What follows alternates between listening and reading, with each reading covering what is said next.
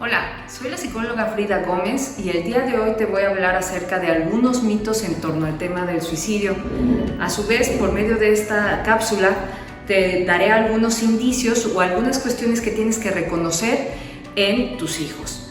El mito número 1 es que las personas están buscando atención y por eso dicen que se van a suicidar. Cada vida vale la pena y hay que cuidarla y tomarla en serio. Si tu hijo, si tu hija te dice cosas como estoy cansado, ya no quiero vivir, tómalo en serio. Hay que reconocer lo que se llaman las invitaciones. Invitaciones tienen que ver con estas verbalizaciones o conductas que se relacionan con los indicios de pensamientos suicidas o de conductas suicidas. Algunos de estos indicios, por ejemplo, sería verbalizar constantemente estoy cansado. Pero no es ese cansancio cuando tu hijo regresa de la práctica deportiva o está en semana de exámenes, que es normal que se sienta cansado o cansada. Con cansancio me refiero a esta sensación de tener fin de semana y estar todo el tiempo en cama, sin ganas de hacer algo, esa sensación de cansancio y de sentirse abrumado ante la vida. Hay que recordar que las personas que se suicidan tienen en un 90% una enfermedad mental, como la depresión o la ansiedad. Por lo tanto, es muy importante tomar en serio estas verbalizaciones y no dejarlas pasar. El mito número 2 tiene que ver con que quien se va a suicidar no lo dice o si lo dice, no lo va a hacer. Hay que tener en cuenta, como te decía hace un momento, las invitaciones. Las personas con ideaciones suicidas por lo general no tienen esperanzas, sienten que no tienen ayuda o que no son suficientes sus capacidades para enfrentar los problemas que tienen cotidianamente. Así que lo que tú tienes que hacer es preguntar abiertamente si crees que hay algún indicio. Preguntar no implica decir, no te vas a suicidar, ¿verdad? ¿Qué estoy implicándole a mi hijo o hija con este mensaje? No quiero que me hables del tema. La pregunta que yo tengo que hacer tiene que ser abierta y directa. ¿Estás pensando en suicidarte? ¿Tienes pensamientos suicidas? Esta pregunta nos abre el campo del diálogo y de la confianza. Y esto me liga con el tercer mito. Si le pregunto que se va a suicidar, ¿no lo estoy invitando a suicidarse? No.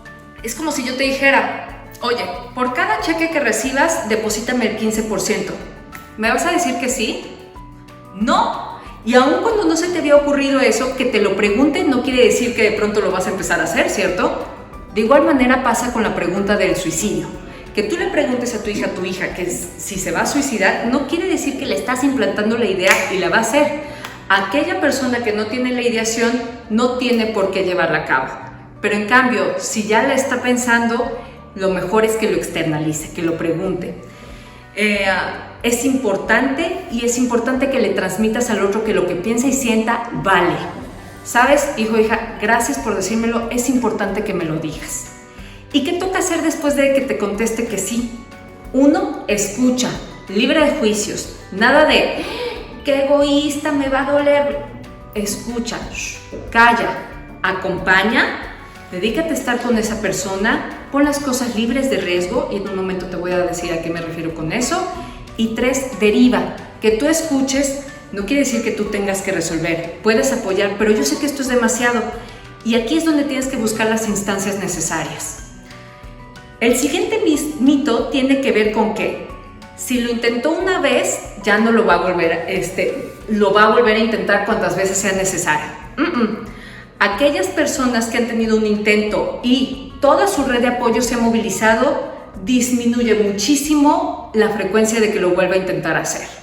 De manera tal que la prevención ayuda, a hablar de esto sirve y es necesario. Por lo tanto, tienes que cuidar los factores de riesgo que te decía hace un momento. Por ejemplo, te quiero avisar que es mucho más probable que si tienes un arma en casa, el 37% de las personas que tienen un arma en casa se suicidan. Y en varones es 10 veces más alto el riesgo de un suicidio si hay una pistola en casa. Por lo tanto, quítate esa idea de para protegerte de los ladrones, sácala de casa, no está ayudando.